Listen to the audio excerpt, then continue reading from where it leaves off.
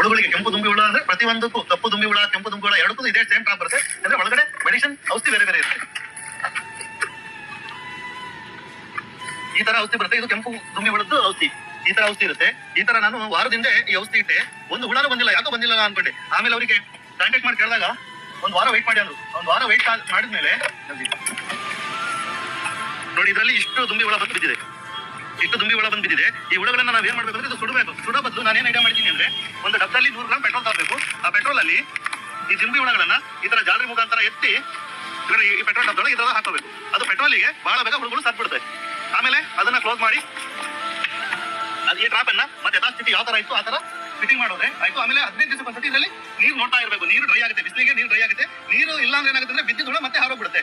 ನೀರು ಅದರಲ್ಲಿ ಅರ್ಧ ಭಾಗ ನೀರಿದಂಗೆ ನೋಡ್ತಾನೆ ಇರಬೇಕು. ಕಪ್ಪು ದುಂಬಿ ಹುಳದ ಟ್ರಾಪ್ ಅಂದ್ರೆ ಟ್ರಾಪ್ ಸೇಮ್ ಇರುತ್ತೆ, ಒಳಗೆ ಮೆಡಿಸಿನ್ ಚೇಂಜ್ ಇರುತ್ತೆ. ಕಪ್ಪು ದುಂಬಿ ಹುಳಕ್ಕೆ ಅದು ಇಷ್ಟೇ ಬರೋದು. ಇದೇ ಮೆಡಿಸಿನ್. ಅದಕ್ಕೆ ಈ ಮೆಡಿಸಿನ್ ಹಾಕಿದ್ರೆ ಇದ್ರ ಸ್ಮೆಲ್ಲಿಗೆ ಬಹಳ ಬೇಗ ಬಂದು ಇದ್ರಲ್ಲಿ ಬೀಳುತ್ತೆ. ಕಪ್ಪು ದುಂಬಿ ಹುಳ ಯಾವ ತರ ಇರುತ್ತೆ ಅಂದ್ರೆ ಈಗ ತೋರಿಸ್ತೀನಿ. ನಿಮ್ಮ ಅಡಿಕೆ ತೋಟ ಮತ್ತೆ ತೆಂಗಿನ ಗರಿಗಳು, ಎಳೆ ತೆಂಗಿನ ಗರಿಗಳ ಕಚ್ಚಿ ಆಮೇಲೆ ತೆಂಗಿನ ಗರಿ ಅರ್ಧ ಕಟ್ಟಾಗಿರುತ್ತಲ್ಲ, ಈ ದುಂಬಿ ಹುಳನೇ ಕಚ್ಚೋದು. ಇದನ್ನ ಏನ್ ಮಾಡ್ತೀನಿ ಅಂದ್ರೆ ಈ ತರ ಕೆಳಗೆ ಇಟ್ಕೊಂಡು ಅದೇ ಪೆಟ್ರೋಲ್ ಡಬ್ಬದಲ್ಲಿ ಈ ತರ ಈ ಕಪ್ಪಿ ದುಂಬಿ ಹುಳನು ಈ ತರ ತಗೊಂಡು ನೋಡಿ ಈ ತರ ಇರುತ್ತೆ ದುಂಬಿ ಹುಳ. ಈ ಡಬ್ಬದಲ್ಲಿ ಈ ತರ ಹಾಕೊಂಡ್ಬಿಡ್ಬೇಕು. ಪೆಟ್ರೋಲ್ ಇದೆ, ಪೆಟ್ರೋಲ್ ಅಲ್ಲಿ ಹಾಕೊಂಡ್ಬಿಟ್ರೆ ಬೇಗ ಸತ್ತೋಗ್ಬಿಡುತ್ತೆ. ನಂತರ ಅದನ್ನ ತೆಗೆದಾದ್ಮೇಲೆ ಈ ಟ್ರ್ಯಾಪ್ ನ ಮತ್ತೆ ಅದೇ ತರ